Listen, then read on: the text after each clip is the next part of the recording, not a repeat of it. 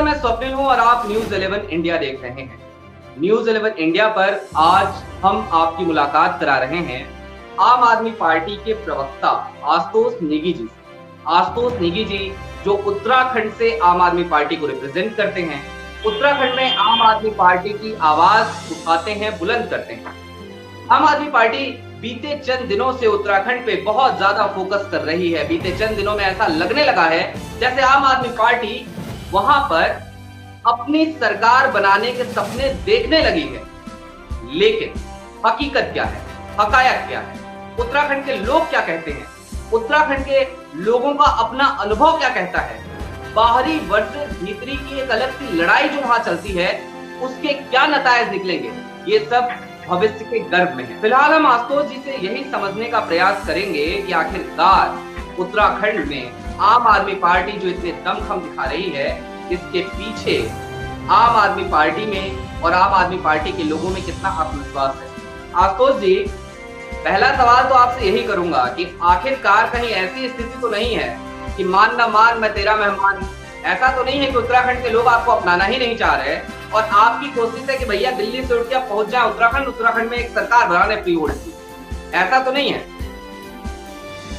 देखिए स्वप्निल जी, आम आदमी पार्टी को उत्तराखंड के लोग पहले ही अपना चुके हैं। अच्छा, जो दिल्ली में उत्तराखंड के लोग रहते हैं, उनके अगर उन्होंने मतदान नहीं किया होता तो आम आदमी पार्टी की वहां 2-3 बार सरकार नहीं बनी होती। उत्तराखंड के जो हमारे लोग हैं वो बहुत ज्यादा संख्या में, लाखों की संख्या में दिल्ली में है। दिल्ली में वहां पे जॉब करते हैं, बुद्धिजीवी लोग हैं, पढ़े लिखे लोग हैं और वो सारे लोग वहां पे हैं, उन्होंने मतदान किया है। तो जो आप कह रहे हैं कि मान न मान मैं तेरा मेहमान, ऐसी तो कोई बात ही नहीं है। और जो आम आदमी पार्टी ने जो यहाँ चुनाव लड़ने का मन बनाया है, वो उत्तराखंड के जो हमारे लोग दिल्ली में उत्तराखंड के लिए चिंतन करते हैं, उन्होंने जो केजरीवाल जी से बात रखी कि यहाँ पे तीसरा विकल्प चाहिए, भाजपा कांग्रेस बढ़िया काम नहीं कर रही है उत्तराखंड में, इसी वजह से आम आदमी पार्टी यहाँ पे काम करने के लिए आई है और इसे पूरा यहाँ पे स्वीकार किया जा रहा है। ऐसी कोई बात ही नहीं है यहाँ पे कि आम आदमी पार्टी कोई गैर है जी। लेकिन एक स्ट्रेटजी की अगर हम बात करें आशुतोष जी, तो वही पोस्टर बार चलता हुआ दिख रहा है। कर्नल कोठियाल जी के पोस्टर्स लगाए जा रहे हैं, दूसरी तरफ तमाम नेताओं से उनकी जो है तुलना की जा रही है। तो कर्नल कोठियाल जी और बाकी जो नेता जिनका एक अपना राजनीतिक अनुभव रहा, जिनका अपना एक राजनीतिक सफर रहा, कैसे तुलना की जा सकती है दो लोगों की जो दोनों ही अलग अलग परिदृश्य से कहीं ना कहीं आते हैं? भाई आपके ही मैं थोड़ा सा आपको पीछे भी ले जाना चाहूंगा। आपके ही आम आदमी पार्टी के संयोजक हुआ करते थे अनूप नौटियाल। क्या काम किया उन्होंने उत्तराखंड के लिए हर कोई जानता है। उत्तराखंड से निराश होकर के, उत्तराखंड में आम आदमी पार्टी से निराश होकर के उन्हें इस्तीफा देना पड़ा संयोजक के पद से। आज आप कहते हैं कि आखिरकार उत्तराखंड की जनता अब अपनाना चाह रही है, तो अनूप नौटियाल के नेतृत्व में नहीं अपना सकी, क्या अब लगता है अपना लेगी? देखिए, जहां तक अनूप नौटियाल जी की बात है, मैं व्यक्तिगत रूप से उन्हें जानता हूं। 108 सेवाओं को उत्तराखंड में इम्प्लीमेंट करने के लिए बहुत बेहतरीन काम उन्होंने किया था और उनकी मैं दिल से तारीफ करता हूँ। आशुतोष जी, वो आज भी बेहतरीन काम कर रहे हैं, लेकिन जब उनके हाथ में कमान थी तो आम आदमी पार्टी ने उत्तराखंड की तरफ कभी ध्यान ही नहीं दिया।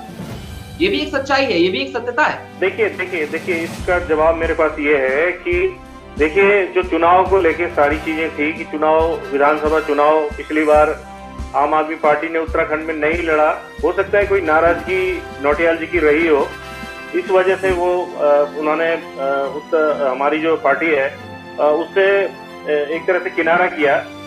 तो उत्तराखंड में ऐसा नहीं है कि अगर अनूप नौटियाल जी चले गए हैं तो आप देखिए रवि जुगरान जी जो कि राज्य आंदोलनकारी हैं, वो जुड़े हैं। मुझे तो उम्मीद है कि अनूप नौटियाल जी भी वापस आएंगे पार्टी में, क्योंकि ऐसे लोगों की पार्टी को आवश्यकता है। लेकिन जहां तक बात यह है कि आप कह रहे हैं कि पोस्टरबाजी हो रही है, तो पोस्टरबाजी, देखिए पोस्टरबाजी तो जनता का अटेंशन क्रिएट करने के लिए एक सामान्य सी प्रक्रिया है, चुनाव में हर एक अपनाता है। और हम तो ये कहेंगे कि हम मजबूती से अपनी बात को रख रहे हैं जनता के सामने। हम एक व्यक्तित्व पेश कर रहे हैं कर्नल कोठियाल जी का, जिन्होंने केदारनाथ आपदा में, केदारनाथ मंदिर के पुनर्निर्माण में बहुत बेहतरीन काम किया, जिन्होंने लगातार यूथ फाउंडेशन के द्वारा यहाँ पे जो हमारे युवा हैं उनको फौज में रोजगार देने के लिए उनकी ट्रेनिंग करवाई। तो वो एक ऐसे व्यक्तित्व हैं जिन्होंने धरातल पे काम किया है। उनका कंपैरिजन अगर बीजेपी के या कांग्रेस के किसी नेता से होता है तो देखिए, नेता का मतलब होता है लीडर। तो लीडर केवल एक पॉलिटिकल पार्टी का ही नहीं होता, लीडर एक समाज का भी लीडर होता है, जो युवा को दिशा देता है, समाज को दिशा देता है। और वो लीडर पहले से रहे हैं, अब वो हो गए पॉलिटिकल लीडर।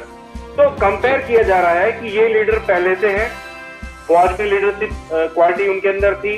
केदारनाथ आपदा के बाद केदारनाथ मंदिर के पुनर्निर्माण में उन्होंने लीडरशिप क्वालिटी दिखाई। यूथ फाउंडेशन के थ्रू जो युवाओं को फौज में भर्ती करने के लिए जो ट्रेनिंग दी, वहां उन्होंने लीडरशिप क्वालिटी दिखाई। और उत्तराखंड का जो हम पुनर्निर्माण करना चाह रहे हैं उसके लिए भी, क्योंकि आपके पास एग्जाम्पल है कर्नल कोटियाल जी का कि उन्होंने काम किया है पहले, तो इस वजह से कंपेयर करके दिखाई दिया जा रहा है पोस्टरों में। और थोड़ा जनता पे जा रहा है कि आप डिसाइड करिए कि कौन बढ़िया लीडर हो सकता है। आशुतोष जी, मैं आपकी हर बात मानता हूं, लेकिन मैं एक सवाल और आपसे करना चाहूंगा इसी मुद्दे से जुड़ा हुआ। कर्नल कोटियाल जी, ठीक बात है, एक व्यक्तित्व है, मैं आपकी हर बात मानता हूं, उनकी लीडरशिप बहुत काबिले तारीफ है, मैं ये भी मानता हूं उन्होंने जिस तरीके से युवाओं के लिए काम किया, मैं हर चीज को मान लेता हूं। लेकिन सर, कहीं ऐसा तो नहीं है कि जब तक त्रिवेंद्र सिंह रावत थे, जब तक तीरथ सिंह रावत थे, तब तक आपके पास हमले करने के लिए बहुत सारे हथियार थे। कई बार इनके बयानों की वजह से, कई बार इनके उलझुल हरकतों की वजह से, कई बार इनके कार्य प्रणाली की वजह से। लेकिन जब से पुष्कर सिंह धामी मुख्यमंत्री बने हैं, आम आदमी पार्टी का हमला जो तेज होना चाहिए था चुनाव के नजदीक आते आते, थोड़ा सा कम दिखने लगा है। इसके पीछे क्या सच्चाई है? देखिए, आप ये देखिए कि जो त्रिवेंद्र सिंह रावत जी थे वो तो 4 साल तक मुख्यमंत्री रहे और 4 सालों में इतनी ब्लंडर मिस्टेक वो कर चुके थे, तो उन पे तो हमला होना ही था। रही बात तीरथ सिंह रावत जी की, तो उन्होंने सोशल मीडिया में जिस तरह की बयानबाजी की, तो उस पे सवाल उठने जायज थे। वो हमने नहीं, वो उत्तराखंड के सारे ही लोगों ने सवाल उठाए। बात है, अभी उन्होंने काम करना शुरू किया है, बहुत लंबा समय उन्हें नहीं हुआ है, बहुत लंबे समय तक वो काम कर ही नहीं पाएंगे क्योंकि फिर चुनाव आ जाएंगे। उनके पास करने के लिए समय नहीं रह गया है, उनके पास समय नहीं है कि बहुत ज्यादा कर सके। बस अगर उन्होंने कुछ किया है तो उनका जो व्यवहार है, जो उनकी भाषा है, वो संयमित है। इस बात के लिए उनकी तारीफ की जाएगी कि वो कम से कम फिलहाल संयमित भाषा का प्रयोग कर रहे हैं, जो कि त्रिवेंद्र सिंह रावत जी ने नहीं की, तीरथ सिंह रावत जी ने नहीं की। कम से कम संयमित भाषा का प्रयोग कर रहे हैं, इसलिए अभी समाज में या पॉलिटिकल लेवल पर उन पर अटैक नहीं हुए। और 4-6 महीने में कोई बहुत ज्यादा करने की स्थिति में है भी नहीं। तो हमें तो टारगेट बीजेपी को करना है कि आपने 5 साल में किया क्या है। धामी जी हमारे लिए टारगेट नहीं है, बीजेपी सरकार टारगेट है, और जिसको लंबा कार्यकाल मिला उसको ज्यादा टारगेट किया गया। ठीक बात, जिसको लंबा कार्यकाल मिला उसको ज्यादा टारगेट किया गया। अच्छा, टारगेट करने के नए नए तरीके जो है वो अपनाए जा रहे हैं आम आदमी पार्टी की तरफ से।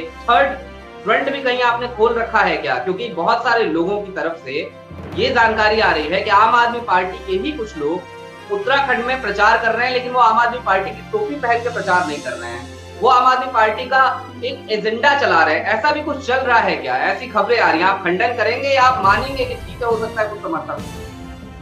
नहीं, मैं आपका सवाल समझ नहीं पाया कि अगर आप सवाल को सही तरीके से समझा देता हूँ। उत्तराखंड में आजकल कुछ लोग ऐसे भी हैं जो आम आदमी पार्टी की टोपी नहीं पहनते।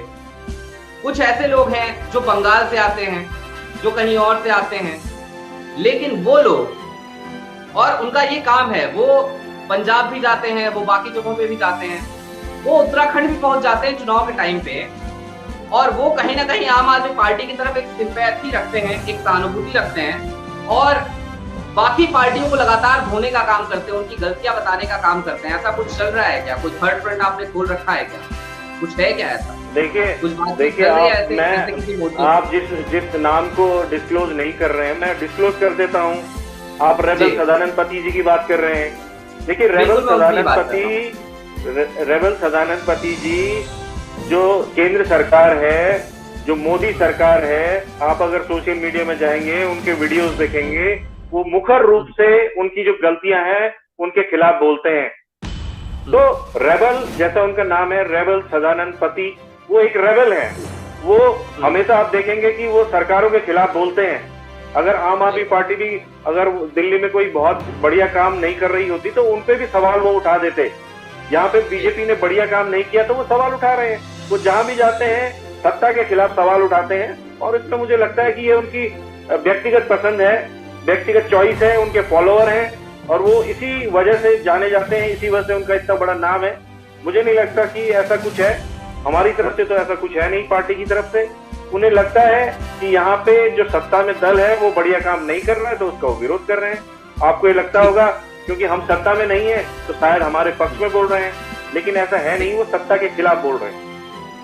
जी, एक सवाल मेरा और है आशुतोष जी, और वो सवाल ये है कि आम आदमी पार्टी को लेकर ही इतनी उम्मीद क्यों? उत्तराखंड में बात हमेशा बाहरी वर्सेस भीतरी की होती है, तो ऐसी स्थिति में जब बाहरी वर्सेस भीतरी की बात हो रही है, ऐसी स्थिति में क्या आपको लगता है कि आम आदमी पार्टी को स्वीकार्यता मिल पाएगी? क्योंकि आम आदमी पार्टी को पूरे देश में और देश के ज्यादातर हिस्सों में आज से दिल्ली वाली पार्टी के नाम से जाना जाता है। ये कहा जाता है कि भैया ये तो वो पार्टी है जहाँ दिल्ली के लोगों की चलती है और दिल्ली की नहीं चलती। ये कहा जाता है कि यहाँ पे सिर्फ दो ही नाम चलते हैं, अरविंद केजरीवाल हो या मनीष सिसोदिया हो। स्वीकार्यता मिलेगी या मिलती हुई दिख रही है? देखिए दिल पे हाथ रख के बताइएगा। देखिए कोई भी पार्टी है वो कहीं ना कहीं शुरुआत करती है। आप भाजपा की बात करें या कांग्रेस की बात करें तो देखिए कांग्रेस तो एक पुरानी पार्टी है, 100 साल से भी ज्यादा उसकी उम्र है। बीजेपी भी एक पुरानी पार्टी है, उतनी पुरानी नहीं है लेकिन काफी पुरानी पार्टी है। आम आदमी पार्टी एक नई पार्टी है, अभी 10-15 साल से उसका नाम आप सुन रहे हैं कि दिल्ली में जो अन्ना आंदोलन हुआ उसके बाद आम आदमी पार्टी बनी है। तो बहुत लंबा वो रहा नहीं है उसका कि भाई लाइफ स्पान जिसे कहेंगे कि बहुत लंबा अभी जीवन नहीं है। अब आप देखेंगे जिस तरह से इसका आम आदमी पार्टी अन्य राज्यों में चुनाव लड़ेगी, नेचुरली कई राज्यों में हमारी सरकारें बनेगी, तब इसकी स्वीकार्यता हर जगह बन जाएगी। कोई भी पार्टी एक जगह से शुरू होती है, कुछ लोग पार्टी को शुरू करते हैं, उसके साथ लोग जुड़ते जाते हैं और एक कारवां बनता जाता है। उसी तरह से आम आदमी पार्टी का भी एक कारवां बढ़ रहा है, तो सब जगह स्वीकार किया जाएगा। हम हिंदुस्तान के लोग हैं, राष्ट्रवादी लोग हैं, बुद्धिजीवी लोग हैं, मुझे लगता है कि हर जगह आम आदमी पार्टी को स्वीकार किया जाएगा। और जिस तरह की पॉलिसी आम आदमी पार्टी के धर्मनिरपेक्षता की बात करती है और देश में रोजगार और लोगों को जन सुविधाएं देने की बात करती है, तो मुझे लगता है कि ये तो मुद्दे होने ही चाहिए। कोई धर्म, जाति और इस तरह की चीज पे तो राजनीति होनी नहीं चाहिए, काम की राजनीति होनी चाहिए और काम की राजनीति ही आम आदमी पार्टी कर रही है। नेचुरली धीरे धीरे पूरे देश में पॉपुलर होगी। ठीक है, एजेंडा क्या है उत्तराखंड के लिए? क्या सोचा है आप लोगों ने? रोजगार की बड़ी समस्या है, पलायन की बड़ी समस्या है, सड़क, स्वास्थ्य, सारी लचर व्यवस्थाएं हैं, सबसे ज्यादा धरने होते रहते हैं, जन सुविधाएं बिल्कुल नहीं है, घोटाले, जमीनों पे जिस तरीके से कब्जे की बात आती है उद्योगपतियों के जरिए या बड़े बड़े मंत्रियों नेताओं के जरिए। तो क्या सोचा आम आदमी पार्टी ने? किस तरीके से काम करेंगे, कैसे करेंगे इतना सब कुछ? मिलेंगे तो 5 साल अगर सरकार बन भी गई तो। देखिए सबसे बड़ा मुद्दा ये है कि उत्तराखंड का जो बेसिक इंफ्रास्ट्रक्चर है उसको ठीक करने की जरूरत है। पहले आपको यहाँ पे गांव-गांव में पानी पहुंचाना है, गांव-गांव में अच्छी हेल्थ सर्विसेज देनी है, बच्चों को अच्छे स्कूल्स देने हैं, अच्छी सड़कें देनी है और युवाओं को रोजगार देना है। देखिए ये बेसिक आवश्यकताएं हैं आदमी की। उसे रोजगार चाहिए, उसको पब्लिक जो बेसिक एमिनिटीज होती हैं, बेसिक सर्विसेज जो चाहिए, पानी चाहिए, बिजली चाहिए, एक अच्छा डॉक्टर चाहिए इलाके में, अच्छे स्कूल चाहिए, इन्हीं चीजों पे काम करेगी। और मुझे लगता है कि 5 सालों का जो समय है वो पर्याप्त है इन चीजों को सुधारने के लिए। क्योंकि देखिए एक अच्छा विजन लेकर ना तो भाजपा ने काम किया न कांग्रेस ने काम किया। हम लोग अपना काम दिल्ली में करके दिखा चुके हैं कि इस तरह से स्वास्थ्य सुविधाओं को बेहतर किया जा सकता है, स्कूलों को बेहतर किया जा सकता है और बिना भ्रष्टाचार किए हुए भी बड़े बड़े निर्माण किए जा सकते हैं। दिल्ली में आप देखेंगे कि जो बड़े बड़े फ्लाईओवर्स बने हैं, निर्माण हुए हैं, उसमें भ्रष्टाचार को एकदम न्यून किया गया है, जीरो किया गया है और कम लागत में बड़े निर्माण किए गए हैं। तो यही करने की कोशिश उत्तराखंड में भी होगी और शुरुआती दौर में जो 5 साल का समय मिलेगा उसमें जो बेसिक चीजें हैं उनको सुधार किया जाएगा उन पे। तो आप देखेंगे जब 5 साल में हम लोग अगर हमें मौका मिलता है 5 सालों में, हम अगर इन चीजों में सुधार ले आते हैं तो लॉन्ग रन में भी हमें अगली बार फिर अगला टेन्योर भी मिल सकता है। तो धीरे धीरे बड़े स्तर पे फिर विकास कार्य किए जाएंगे। चलते चलते 2-3 जिज्ञासाएं हैं, मैं चाहता हूं आपसे संक्षेप में एक एक करके जान ही लिया जाए। पहला तो ये कि अरविंद केजरीवाल ने अपनी स्ट्रेटजी चेंज करी। स्ट्रेटजी ये चेंज करी कि अब मोदी पे हमलावर होना उन्होंने लगभग बंद सा कर दिया। कभी कभी हमलावर होते हैं, एक समय था जब हर दिन, हर दूसरे दिन या हर अल्टरनेट डे पे एक बयान आ जाता था। उत्तराखंड में भी ऐसा ही कुछ देखने को मिल रहा है। आप बात तो कर रहे हैं उत्तराखंड सरकार की, लेकिन जब राष्ट्रीय इश्यूज की बात होती है तो उत्तराखंड आम आदमी पार्टी यानी आम आदमी पार्टी की उत्तराखंड बेंच वो कुछ कहने से बचती है, वो वहां पे बात नहीं करती। ऐसा क्यों? देखिए, ये स्टेट लेवल का इलेक्शन है, विधानसभा चुनाव है, जब केंद्र का चुनाव होगा। आम आदमी पार्टी की या नहीं है ये भी बता दीजिए ना सर। आपकी मुस्कुराहट बहुत कुछ कह रही है, ये स्ट्रेटजी है या नहीं है? देखिए, ऐसा है कि जब केंद्र में सरकार बननी होगी, केंद्र के लिए चुनाव होंगे, सांसद चुने जाएंगे, तो उस समय मोदी जी पे भी हमला होगा, क्योंकि मोदी जी के नाम पे ही यहाँ पे 57 विधायक पिछली बार। लेकिन सर अभी उत्तराखंड में चुनाव होगा, मोदी जी की रैलियां होंगी, मोदी जी तो हमला करेंगे आप पे। जब मोदी जी हमला करेंगे तो उन पे भी बैकफायर किया जाएगा, आप चिंता मत करिए, उन पे बैकफायर किया जाएगा, क्योंकि पिछली बार जो उन्होंने वादे यहाँ पे किए थे वो एक भी वादा उनका पूरा नहीं हुआ है। यहाँ पे एक भी वादा पूरा नहीं हुआ है। कह रहे हैं तो ये बात कहने से आपने अब खुद ही इस बात को स्वीकार किया कि उन्होंने जो वायदे किए थे वो वायदे उनकी सरकार ने पूरे नहीं किए। तो वायदे तो आखिरकार मोदी जी ने किए थे। देखिए, मोदी जी ने यहाँ पे अपने वादा पूरा करवाने के लिए यहाँ पे एक सरकार बनाई थी, जिसके उन्होंने त्रिवेंद्र सिंह रावत जी को मुख्यमंत्री बनाया था। तो हम तो त्रिवेंद्र सिंह रावत जी को बोलेंगे ना कि भाई आप, लेकिन जवाब दे तो मोदी जी भी बनते हैं ना कि उन्होंने पूरा नहीं कराया। भाई हेडमास्टर तो वो भी जिम्मेदार होगा जिसकी क्लास में बच्चे ने होमवर्क किया नहीं सही से। मोदी जी पे भी टारगेट किया जाएगा, ऐसा कुछ नहीं है। अगर आप चाहते हैं, मतलब आप ये कह रहे हैं कि को भी टारगेट नहीं है। चलिए इस सवाल को आगे जाने देते हैं, पास करते हैं, आगे बढ़ते हैं। आशुतोष जी, क्या मैं ये मान के चलूं कि कर्नल कोठियाल जी के चेहरे पे जब आम आदमी पार्टी अब चुनाव लड़ने लगी है तो कहीं ना कहीं आम आदमी पार्टी एक एजेंडा ये भी लेके चल रही है, जो कि दिख रहा है आपको पोस्टर बार में, कि राष्ट्रवाद। क्या राष्ट्रवाद भी एक मुद्दा बन गया है आम आदमी पार्टी के लिए? पहले ऐसा होता नहीं था। पहले आम आदमी पार्टी के लिए भ्रष्टाचार होता था, जन सुविधाएं होती थी। राष्ट्रवाद भी एक मुद्दा बन गया है क्या? नहीं, देखिए, राष्ट्रवाद जो मुद्दा है वो बीजेपी ही बोलती है कि हम राष्ट्रवादी पार्टी है, लेकिन पोस्टर में तो आपके ज्यादा दिख रहा है ना सर। नहीं, तो हमारे तो देखिए लीडर ही फौजी हैं, तो हम राष्ट्रवाद क्यों ना उठाएं? भाई, एक फौजी से बड़ा राष्ट्रवादी कौन हो सकता है? ठीक बात। तो आपको हमारे पोस्टरों में नेचुरली राष्ट्रवाद दिखाई देगा, क्योंकि हमारे लीडर ही एक देशभक्त फौजी आदमी है। तो हमारी जो स्ट्रेटेजी है उसमें भी आपको कहीं ना कहीं राष्ट्रवाद जरूर दिखाई देगा, क्योंकि हमारे नेता ही जो है वो फौजी हैं। तो इस वजह से आपको राष्ट्रवाद ज्यादा दिखाई दे रहा है। और क्योंकि पहले ये दावा केवल बीजेपी करती थी, लेकिन राष्ट्रवाद को लेकर देखिए, मैं अभी बहुत ज्यादा उस तरह नहीं कहूंगा, लेकिन पुलवामा हुआ, सारी चीजें हुई, उसके बाद केंद्र सरकार सत्ता में आ गई, लेकिन उसके पीछे जो सारी चीजें हैं वो धीरे धीरे करके निकल के आ रही हैं कि वो भी एक खेल था। आपने भी देखा होगा, कई वीडियो इस तरह के आ चुके हैं कि उससे जाहिर हो रहा है कि वो एक प्लान सारी चीजें थी, और उस वजह से उसको कैश करके मोदी सरकार सत्ता में आई।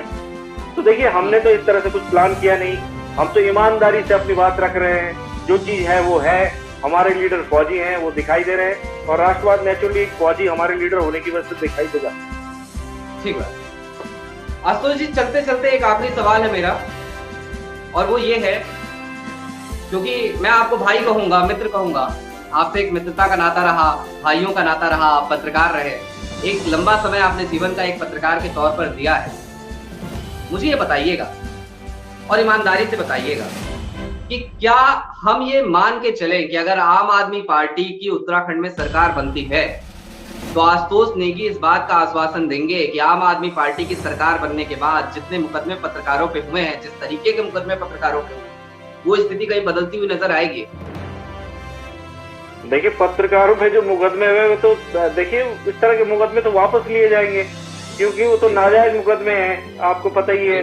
वो मुकदमे मैंने खुद भी झेले हैं, कई लोग हमारे झेल चुके हैं। आपने तो पत्रकार, हाँ आपने भी झेले हैं, मेरे कुछ साथियों ने झेले, मेरे बड़े भाइयों ने झेले, है ना, तो बहुत सारे लोगों ने झेले, हमारे बहुत वरिष्ठ साथियों ने झेले।